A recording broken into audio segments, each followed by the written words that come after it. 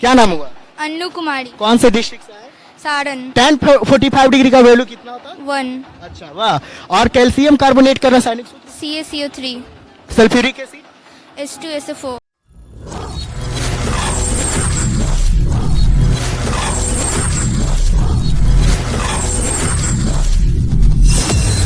क्या नाम हुआ? अन्नू कुमारी, कौन से डिस्ट्रिक्ट से आए? सारण, सारण डिस्ट्रिक्ट से। जब आपको कॉल गया, कब कॉल गया था? 23 मार्च को। 23 मार्च 23 मार्च को। अच्छा, कॉल गया था, कैसा रिएक्शन था? डर लग रहा था या फिर घर में खुशी का माहौल था, क्या था? खुशी का माहौल था। खुशी का माहौल था। कहीं ना कहीं आपने जो पढ़ाई किया था, मेहनत किया था, उस पे पूरी तरीके से कॉन्फिडेंस था कि हाँ हमने मेहनत किया है, कॉपी में अच्छे से लिखे तो हमारा मार्क्स भी अच्छा। यस सर, ऐसा लगा था कि आप टॉपर बन सकते हैं? यस सर, लगा था। लगा था। आगे अंदर जो क्वेश्चन पूछा गया, कैसा क्वेश्चन पूछा गया? अच्छा था। अच्छा था, मतलब सारे सिलेबस से ही जो एग्जाम में पूछा गया था उसी टाइप का क्वेश्चन? यस सर, मैथ्स का एक क्वेश्चन है जो पूछा गया? ये सर त्रिकोणमिति में से 45 का मान पूछा था।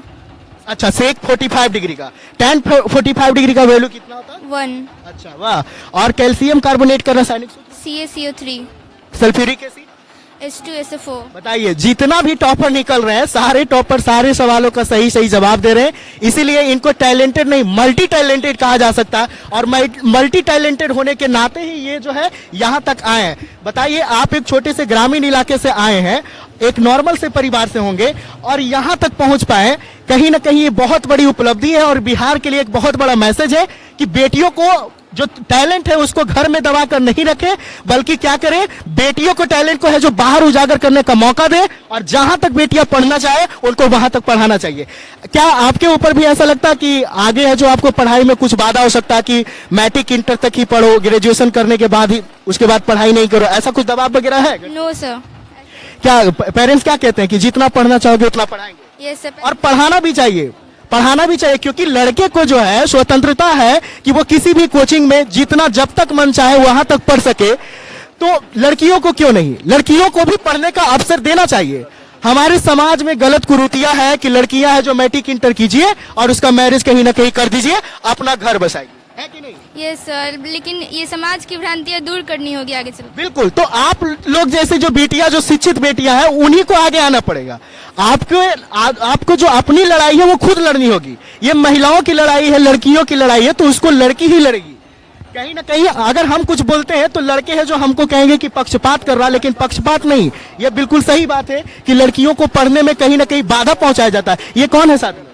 ये मेरे भैया हैं और ये मेरे पापा जी हैं। अच्छा, भैया पापा दोनों। कैसा लग रहा है सर? बेटियां है जो मतलब यहाँ तक पहुंची, कैसा लग रहा है? बहुत खुशी की बात है। बहुत खुशी की बात है कि नहीं? ऐसा नहीं लगता कि बिहार की सारी बेटियों को पढ़ने का आजादी दिया बिल्कुल जाना, बिल्कुल जहाँ तक वो पढ़ना चाहे वहाँ तक? बिल्कुल सर, बिल्कुल जहाँ तक पढ़ना चाहे बेटियां वहाँ तक उनके पेरेंट्स को पढ़ाना चाहिए। बिल्कुल।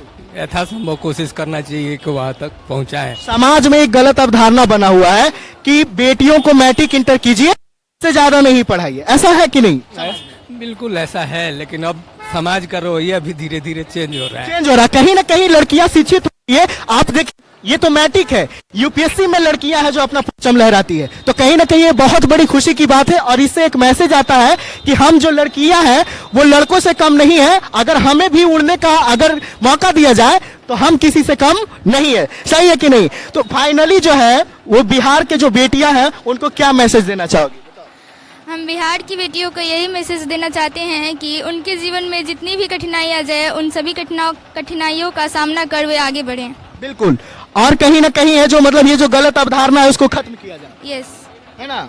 चलिए, हमारे तरफ से और हमारे परिवार की तरफ से आपको और आपके पूरे परिवार को बहुत बहुत बधाइयां। आप है जो फर्स्ट रैंक आए, ये हमारा मतलब बधाइयां है, ये हमारे तरफ से आशीर्वाद है। और जब फर्स्ट रैंक आते हैं तो हम आपके घर पे जरूर आएंगे आपको सम्मानित करने के लिए। Thank you. कैसा लगा इंटरव्यू देकर? कैसा लगा? बहुत अच्छा लगा। कॉन्फिडेंस जितना ज्यादा और बोलेंगे उतना ज्यादा कॉन्फिडेंस बढ़ेगा, क्योंकि शिक्षित लोगों का यही पहचान है, बोलने में हेजिटेशन नहीं होना चाहिए। और आप तो अब टॉपर हैं, है कि नहीं? और हाथ में मिठाई अंदर में ही मिलता है। यस सर, तो कैसा लगा मिठाई लेते वक्त? कैसा लगा? अच्छा लगा। बहुत खुशी। पहला मिठाई आप किसको खिलाना चाहेंगे? अपने टीचर सीत भैया को। अच्छा, ये टीचर है?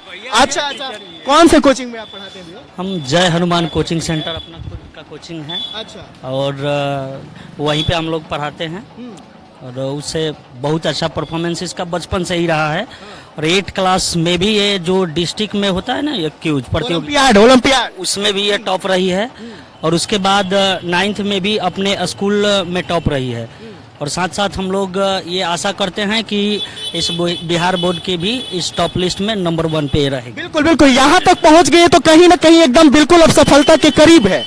और आप बता रहे हैं कि ये शुरू से ही अव्वल है, तो कहीं ना कहीं ये पता चल रहा है कि ये मेहनती बहुत ज्यादा है और इनको टैलेंटेड नहीं मल्टी टैलेंटेड कहा जाएगा। और कहीं ना कहीं इसके पीछे सबसे बड़ा जो हाथ है वो आप ही का है, क्योंकि अगर गुरु अगर नहीं चाहे तो बच्चा आगे नहीं बढ़ सकता। सही बात है कि नहीं? हाँ, ये तो सही बात है। एक परफेक्ट गुरु का होना जरूरी है। और साथ साथ अगर गुरु परफेक्ट हो और बच्चा भी परफेक्ट नहीं हो तो ये भी संभव नहीं। सही बात है, यानी कि टीचर और बच्चे दोनों को मिलकर कदम के कदम साथ चलना चाहिए और मेहनत करना चाहिए। क्या मैसेज देंगे बिहार में जो गलत अवधारणा की बेटियों को ज्यादा नहीं पढ़ाओ, क्या मैसेज? ये अवधारणा जो है बेटियों को ज़्यादा नहीं पढ़ाओ, ये तो बिल्कुल गलत है।